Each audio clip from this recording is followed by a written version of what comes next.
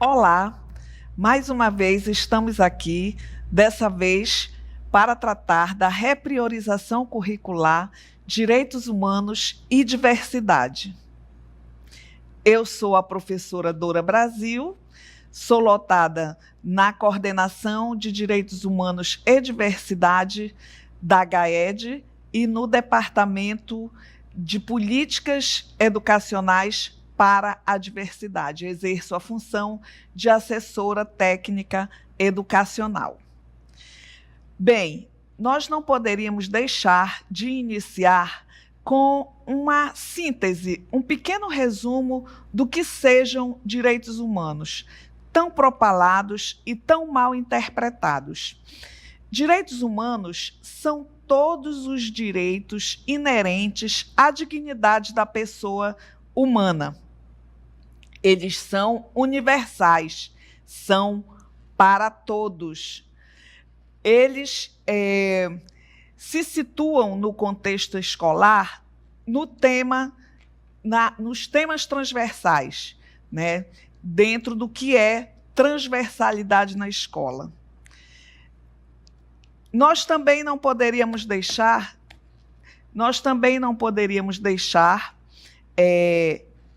de abordar o que é a transversalidade na escola. Temas transversais são todos aqueles que atravessam, né, que permeiam todas as áreas do conhecimento. Portanto, não se prendem a nenhuma disciplina, mas perpassam por todas, né? E essa transversalidade está intimamente relacionada a uma educação voltada para a cidadania. Desde a década de 90, os documentos norteadores, né, que eram os PCNs, né, já buscavam uma educação cidadã.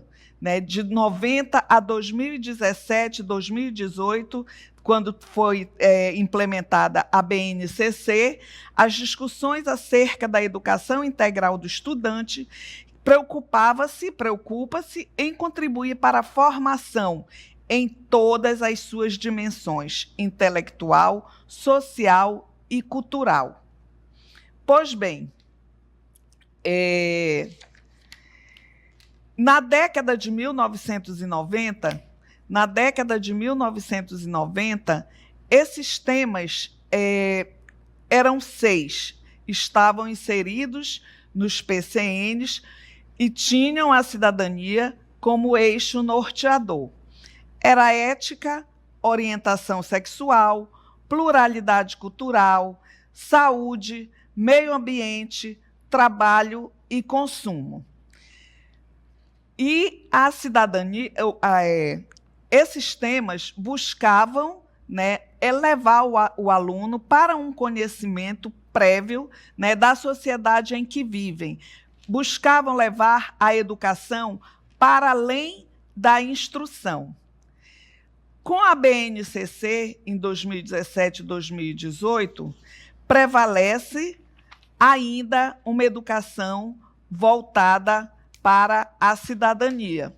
Né? Dessa vez, as 6 macroáreas, né, se dividem em 15 temas. Então, de 90 para 2017 e 2018, com a BNCC, 2017 foi aprovada a BNCC dos ensinos fundamentais, né, anos iniciais e anos finais, e em 2018 a do ensino médio. Elas vieram com as 6 áreas, mas com 15 temas. E foi inserido a nomenclatura de temas contemporâneos transversais, resgatando a relevância desses temas na atualidade e a necessidade de contextualizar com a educação, com o processo educacional para além da instrução. Chegou cheio de desafios.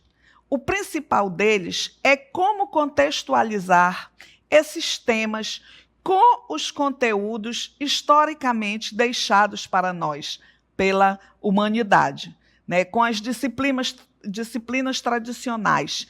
Como contextualizar, por exemplo, a vida familiar e social com uma disciplina como história ou como geografia.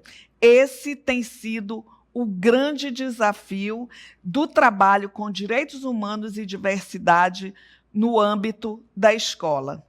Direitos humanos e diversidade estão aí nos 15 temas ali: cidadania e civismo, vida familiar e social, educação para o trabalho, educação em direitos humanos, que é o nosso grande guarda-chuva, direitos da criança e do adolescente, processo de envelhecimento, respeito e valorização do idoso. São temáticas, né, são temas que estão intimamente relacionados à diversidade e à dignidade da pessoa humana. O multiculturalismo também é parte dessa diversidade e se inserem, nós poderíamos dizer, num grande guarda-chuva que são os direitos humanos. No multiculturalismo, nós temos os temas da diversidade cultural, da educação para a valorização do multiculturalismo nas matrizes históricas e culturais brasileiras. Esses são, né, os temas que se inserem nos direitos humanos. Mas eu não posso trabalhar direitos humanos na escola sem a perspectiva de uma escola inclusiva e democrática.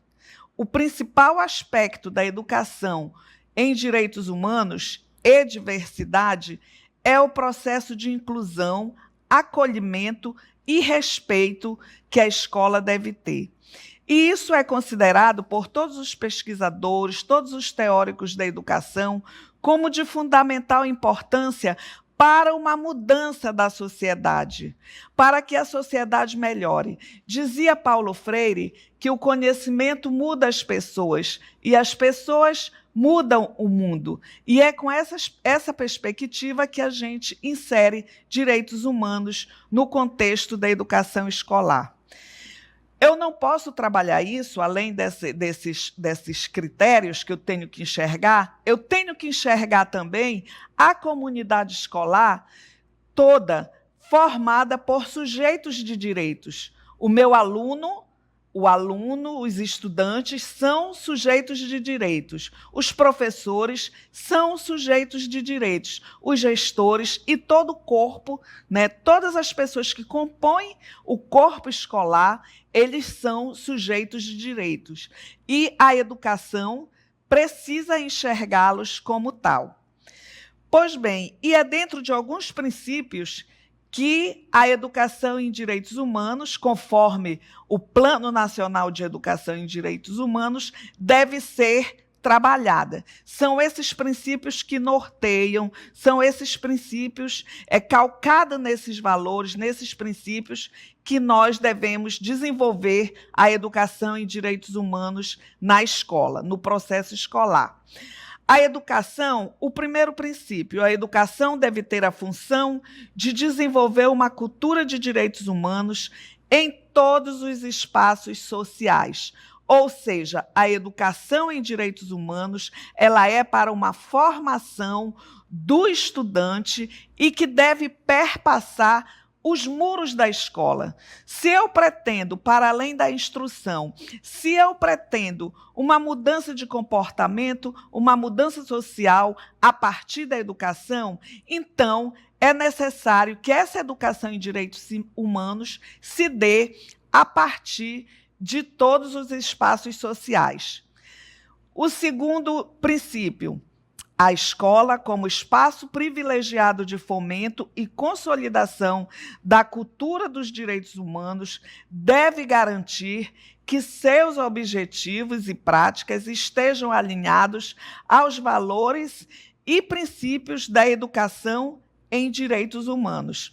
Trabalhar direitos humanos é trabalhar valores, é trabalhar solidariedade, é trabalhar respeito, é trabalhar acolhimento, é trabalhar uma cultura de paz na escola. Então, esse é o segundo princípio.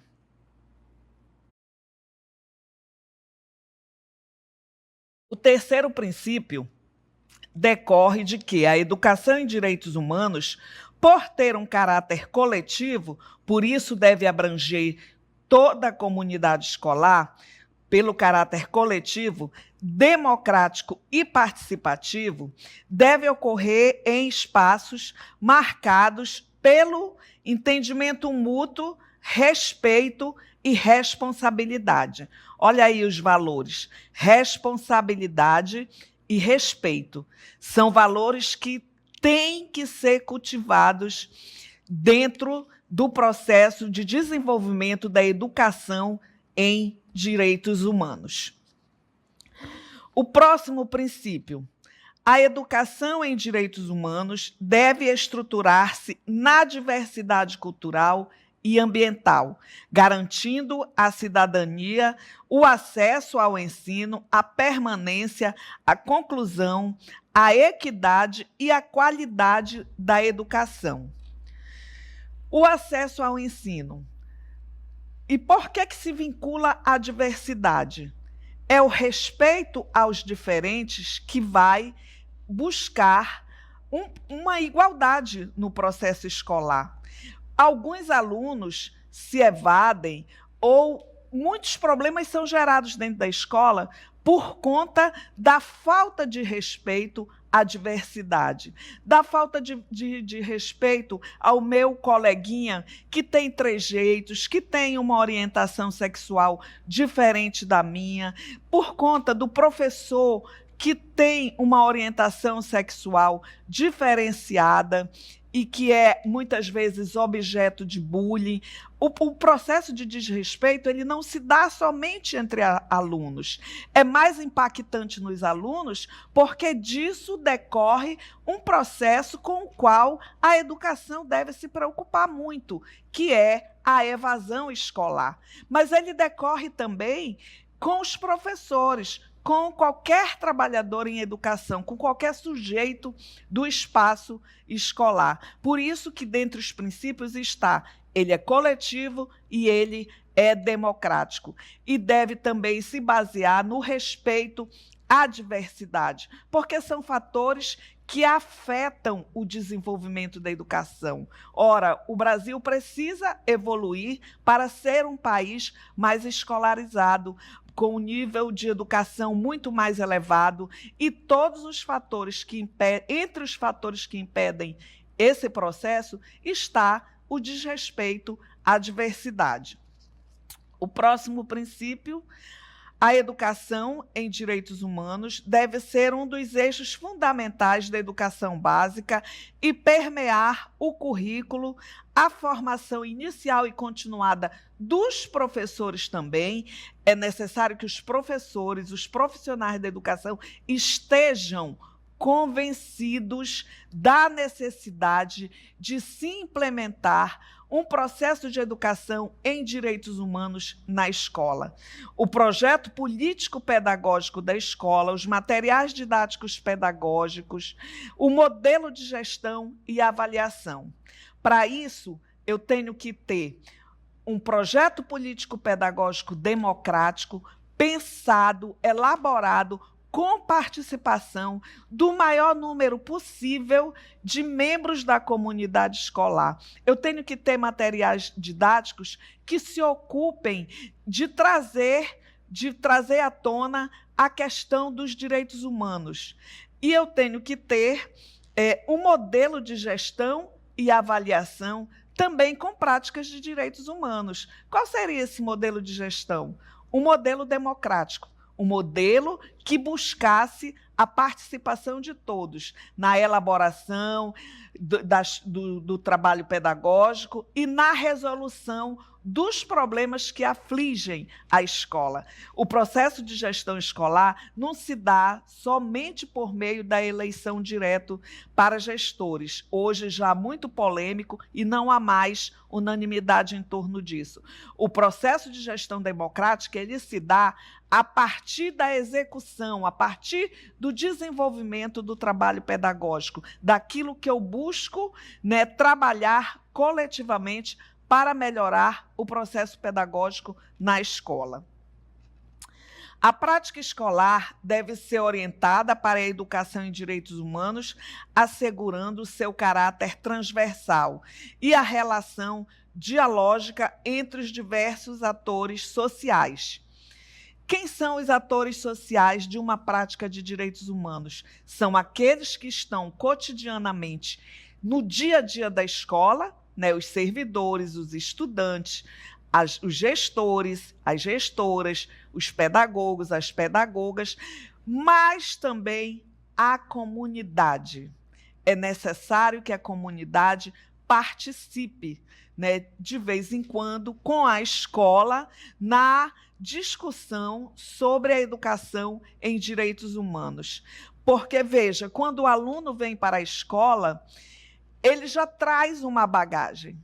Ele já traz uma bagagem não só de conhecimento, né, mas ele traz uma bagagem que é socialmente construída, né, uma bagagem cultural, eu digo cultural no sentido dos costumes, ele traz isso da família. Então, é necessário também que a família participe desse processo. E a educação em direitos humanos é tão grandiosa que tem algumas dimensões que ela deve buscar alcançar como prioridade. Quais são essas dimensões? A primeira, dos conhecimentos e habilidades, que estão relacionadas à compreensão dos direitos e dos mecanismos existentes para a sua proteção, bem como o incentivo do exercício de habilidades na vida cotidiana. As habilidades e práticas dos alunos, né, devem se desenvolver cotidianamente. Os valores, atitudes e comportamentos. Eu diria que uma educação em direitos humanos busca, principalmente, é uma das funções precípuas da educação em direitos humanos. Valores, atitudes e comportamentos. O principal objetivo é uma mudança de valores, atitudes e comportamentos em relação ao meu próximo. Então, desenvolver valores e fortalecer atitudes e comportamentos que respeitem os direitos humanos é uma das maiores dimensões dessa educação. E, por fim, as ações, né? Aquilo que eu vou desencadear. Quais são as atividades que eu vou desencadear para a promoção, defesa e reparação das violações aos direitos humanos? Dentro da escola, nós sabemos, muitos problemas desaguam na escola, né? É um espaço privilegiado para essa discussão, para esse processo. É muito importante que os alunos saibam quando o direito humano deles e daqueles que vivem em seu entorno são violados. E a escola, ela não pode ficar passiva diante dessas violações. É necessário que a escola tenha atitudes, tenha práticas de combate a essas violações. Portanto, essas violações se dão como? Quando a gente percebe que um aluno, uma aluna foi aliciado sexualmente. Quando nós percebemos que um adolescente está mudando de comportamento porque presencia, porque vivencia uma situação de violência no seu espaço doméstico ou na sua comunidade. É necessário que a escola tenha atitudes preventivas e de combate a esse tipo de percepção que deságua na escola. Geralmente, os alunos, quando sofrem ou presenciam violência doméstica, eles tendem a mudar de comportamento na escola, principalmente quando é violência doméstica contra a mulher ou contra si próprio.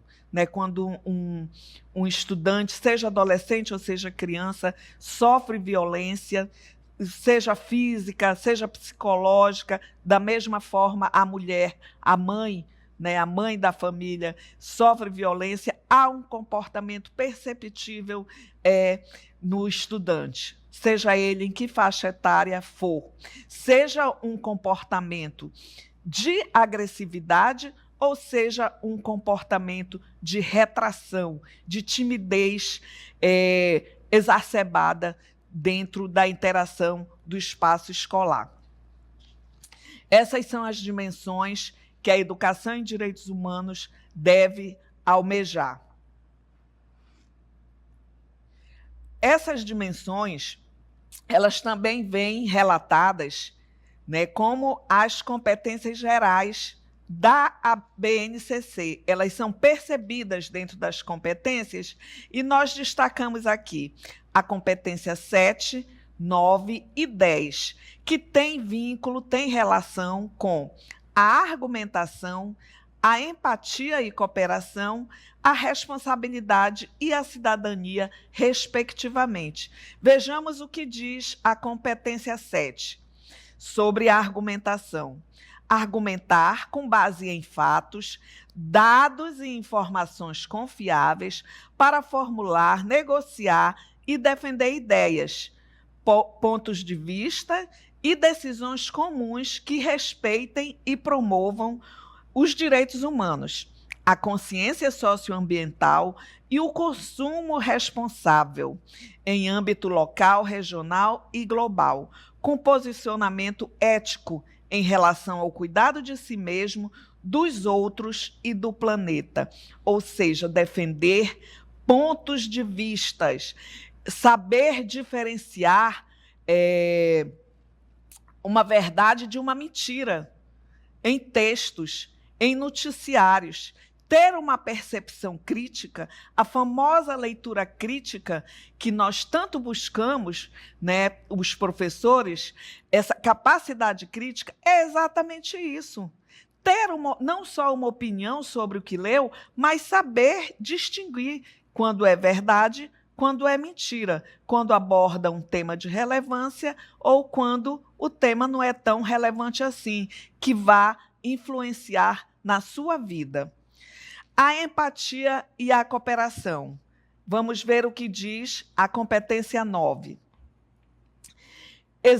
Exercitar a empatia, o diálogo, a resolução de conflitos e a cooperação, fazendo-se respeitar e promovendo o respeito ao outro e aos direitos humanos, com acolhimento e valorização da diversidade de indivíduos e de grupos sociais, seus saberes, identidades, culturas e potencialidades, sem preconceito de qualquer natureza. Aqui nós temos duas questões importantes: o acolhimento e o respeito à diversidade, às diferenças. Se eu respeito, eu acolho. Mas não é só o respeito e o acolhimento, ele não está vinculado a um receber bem. Está vinculado, está relacionado a uma atitude que eu possa ter no sentido de defender aquela pessoa que possa estar sendo vítima, por exemplo, de bullying, né? Então, se eu percebo, se eu tenho uma percepção dos direitos humanos, se eu respeito a diversidade, eu não vou ficar passivamente, né, vendo o meu colega, ou o meu colega, seja professor, ou seja estudante, sofrer bullying, sofrer algum tipo de agressão e ficar passivo. Não, é um respeito ativo, assim como a tolerância. Tolerar, geralmente a gente costuma dizer, eu não tenho nenhum problema, eu tolero, que é diferente de mim, tem outra religião, prega outra crença, eu tolero, eu convivo bem. Isso não é tolerar. A tolerância também, assim como o respeito, ela não pode ser passiva, ela não pode ser no sentido da segregação. Eu tolero, eu respeito, deixa ele lá no cantinho dele. Não. A escola inclusiva, ela não deixa ninguém no seu cantinho. Ela traz todo mundo para a interação, para os espaços de interação e principalmente, de aprendizado. E, por fim, a competência 10, responsabilidade e cidadania. Ela está relacionada a um agir pessoal e coletivamente, com autonomia, responsabilidade, flexibilidade, resiliência e determinação, tomando decisões com base em princípios éticos inclusivos, sustentáveis e solidários, né? Essas competências estão, principalmente a 9 e a 10, intimamente relacionadas, né? Os direitos humanos, é preciso que fique claro, né? Ele está intimamente relacionado à cidadania e à diversidade. Quanto mais eu conhecer de direitos humanos, quanto mais eu souber sobre eles, mais eu terei condições de exercer a minha cidadania dentro de princípios éticos. Considerando aqui, ética é o dever ser, é aquilo que deve ser. Então, ética é um comportamento daquilo que deve ser, né? E a responsabilidade está também relacionada à cidadania. Cidadania e direitos humanos não são só direitos, são responsabilidades. Para cada direito meu, corresponde um dever. Então, se eu defendo a vida, eu sou contra, né, o atentado à vida do próximo. Se eu defendo uma cidade limpa, uma escola limpa, eu, então, não vou ficar sujando a escola. Eu tenho o dever também de contribuir para a limpeza do espaço, do ambiente. Por isso que é socioambiental. Trabalhar um ambiente livre de violência, né, um ambiente livre, né, social, são as relações sociais, e ambiental, o cuidado com o ambiente em que se vive.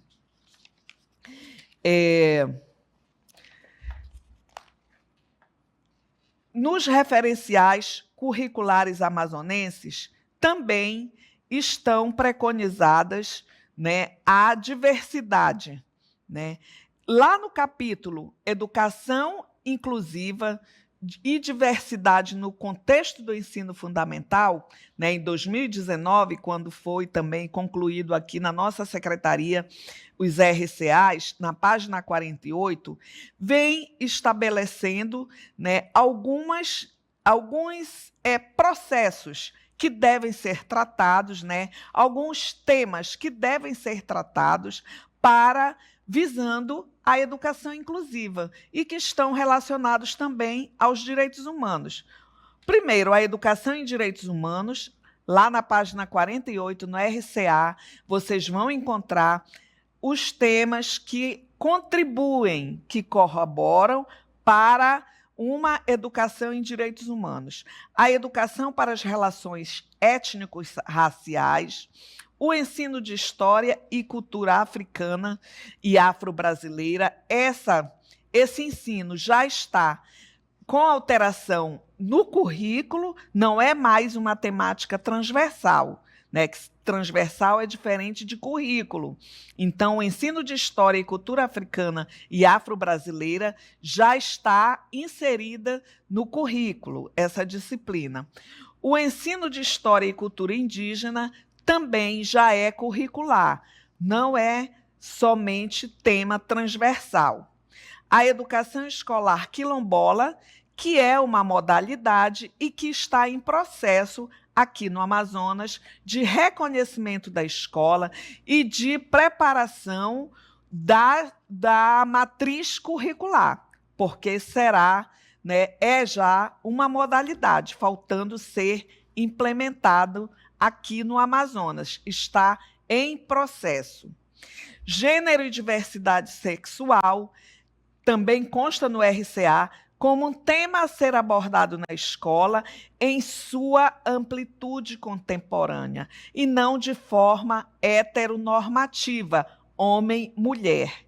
Não, a comunidade LGBT faz parte dessa diversidade de gênero e sexual, né? E também a gente poderia incluir aqui, né, não está lá nos RCA, mas os migrantes e refugiados estrangeiros. Migrante é diferente de refugiados. Migrantes são aqueles que vêm em busca de dias melhores, em busca de outras alternativas não encontradas no seu país, né? E refugiados são aqueles que fogem ou de alguma alteração climática ocorrida em seu país, de algumas tragédias climáticas, né? Como tsunami, como eventos climáticos e ambientais. Os refugiados políticos são aqueles que pode ser refugiado político, aqueles que sofrem, né, alguma perseguição política no seu país. Dito isso, a gente tem que dizer agora para vocês que isso pode se integrar se é um tema transversal, se eu posso trabalhar com todas as áreas do conhecimento, os direitos humanos e a diversidade, eu também preciso inseri-las, né, essas temáticas, na repriorização curricular. Portanto, a integração dos direitos humanos e da diversidade na recomposição das aprendizagens, enquanto temas transversais, visa concretizar a educação integral do estudante e construir os planos pedagógicos das escolas estaduais, fortalecendo a cidadania por meio da educação em valores e preparando os alunos para a vida em sociedade, fomentando a solidariedade e o respeito às diferenças e resgatando a aprendizagem como um desafio, né, necessário para esse processo ensino-aprendizagem. Pois bem, se isso é possível, então eu como professor, eu como pedagogo, eu como gestor da escola, tenho que orientar, né, como os meus professores, como o processo se dará na escola, né? Eu tenho que trabalhar articuladamente. Se eu vou repriorizar o currículo, né, eu posso contextualizar os conteúdos tradicionais, o ensino de história, a produção textual, com a educação em direitos humanos, resgatando assim aquele processo de instrução, de aprendizado necessário para qualificar os nossos alunos intelectualmente e também, ao mesmo tempo, trabalhar temas relevantes socialmente que vão fazer com que ele tenha uma postura diferenciada na sociedade, no espaço, no ambiente em que ele vive, no espaço em que ele vive. E aí, nós trazemos aqui para vocês algumas indicações de possíveis metodologias, né? Algumas possibilidades metodológicas, né? Todas as possibilidades estão relacionadas, né, e tratam dos direitos, inclusão e dignidade humana, né? Assim, é muito rica em possibilidades para o desenvolvimento do trabalho pedagógico articulado com a recomposição das aprendizagens e com a efetividade né, com as diversas áreas do conhecimento. Vejamos.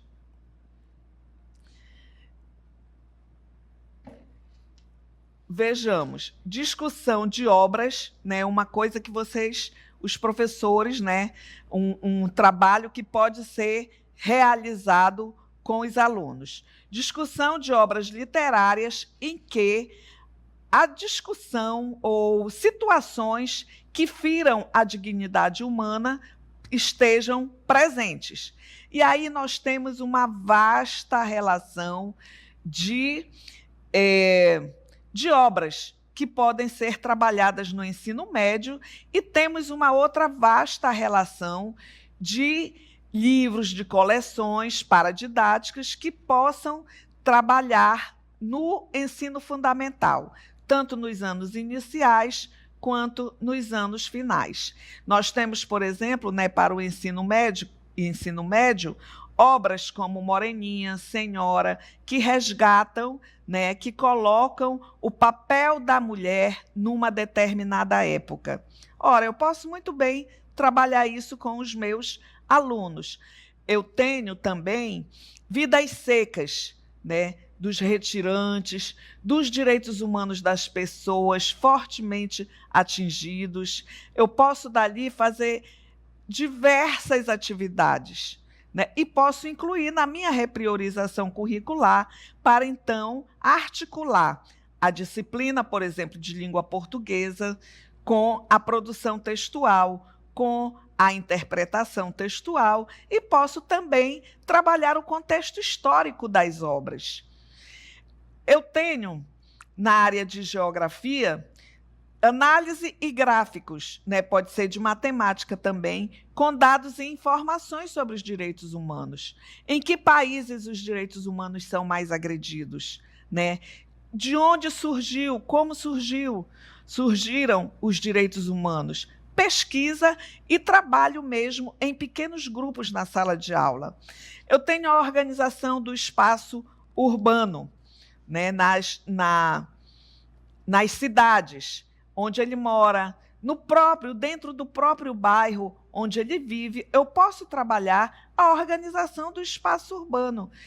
A organização, meu bairro possui uma área para o lazer da comunidade?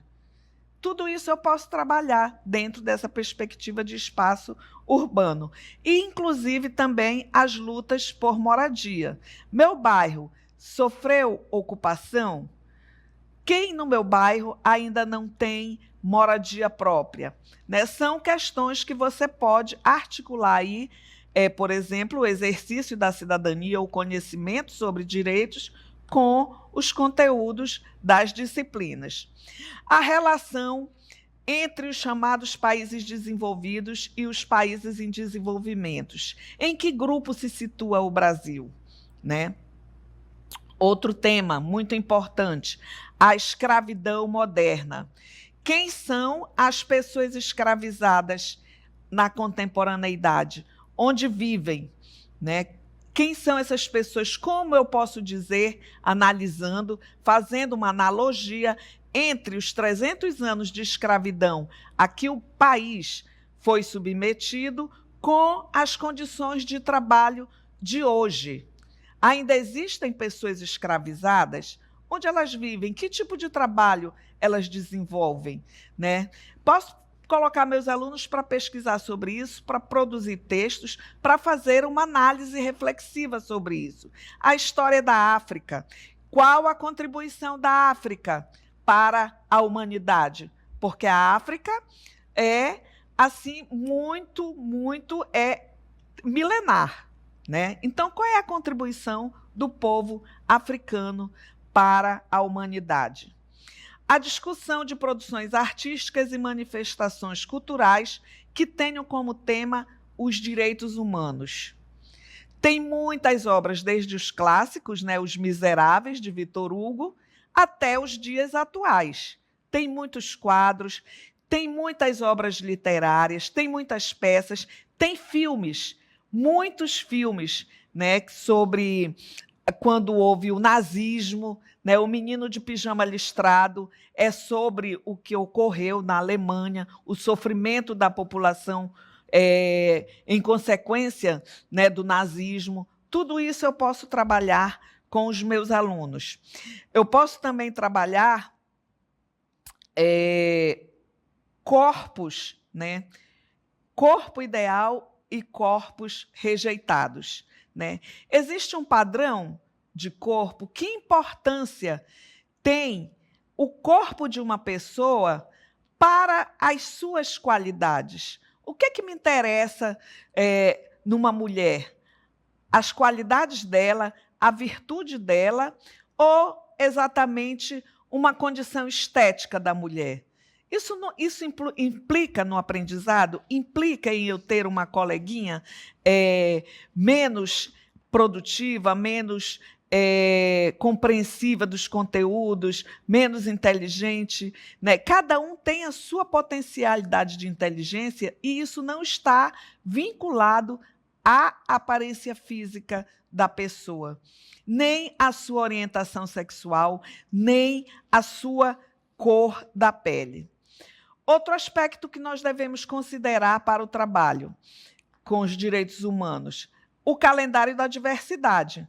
Trabalhar as datas temáticas, mas não somente com atividades que, às vezes, acabam se transformando em oba-oba pedagógico.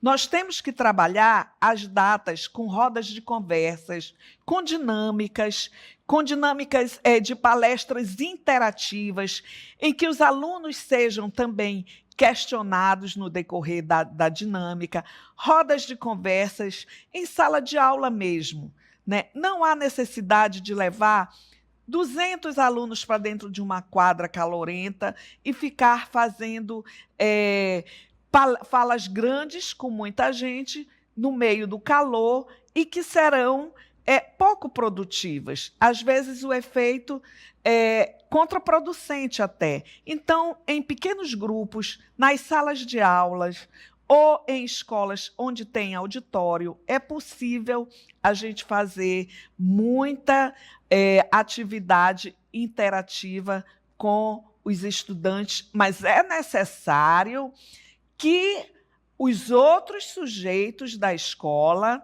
do ambiente escolar, participem. É importante que os professores estejam presentes nesse momento. Isso não é um momento para eles tirarem, para ir fazer o planejamento ou colocar notas, lançar notas. A gente sabe da dificuldade do trabalho dos professores, mas é muito importante que eles estejam ao lado dos alunos nesse momento, né? E essas temáticas de violência, né, de diversidade de gênero, todas podem ser tratadas nesse momento. Também devemos convidar palestrantes externos ou algum professor que estude o tema a ser abordado. Os professores devem ter interesse pelas temáticas dos direitos humanos, buscarem conhecer, se fundamentarem para também contribuírem com esse processo. Trabalhar letras de músicas, trabalhar poemas que versem sobre os direitos humanos. São inúmeras as atividades que a gente pode desenvolver nesse sentido, né?